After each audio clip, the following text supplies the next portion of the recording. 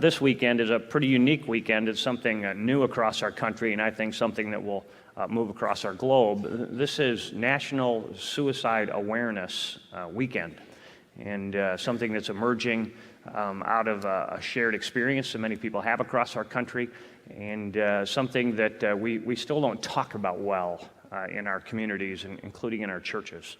And so I'll be praying a bit later for that issue, but we just want to be aware that even as we approach this type of a setting, there are those of us who have a nice smile and are dressed well today, but have had thoughts during this week, very discouraging thoughts, and maybe even thoughts of harming ourselves.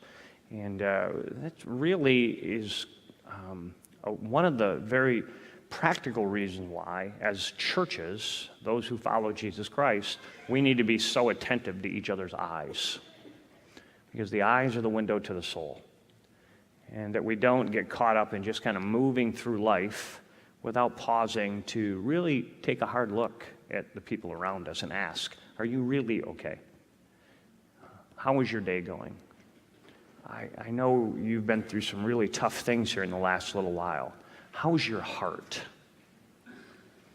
And then being aware of how to help if the answer is, my heart's not very good, I'm struggling.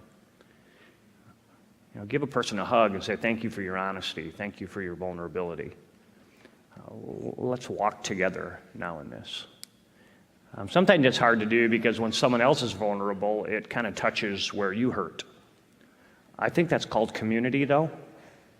And I think that's when something beautiful happens, when we can hold each other's hand and say, my life hurts too, so let's get help together. Because, friends, life is really hard some days. And that's what it is to be on this side of heaven. And it's not that we're not valuable people. It's just that someday life is hard. And then as I end with our benediction today, I do want to continue to remember that, friends, life is hard for some people around us. And our culture says, just put on a nice face and you'll be fine. The longer you put on the nice face, the deeper the roots of the depression grow, and the harder it is to pull them out. I pray that we would be very available to people that are struggling, that you would feel very comfortable coming and finding someone and saying, life is hard for me today.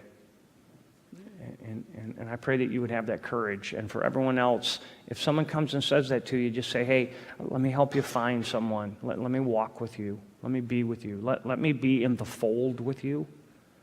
Let me journey into full life with you.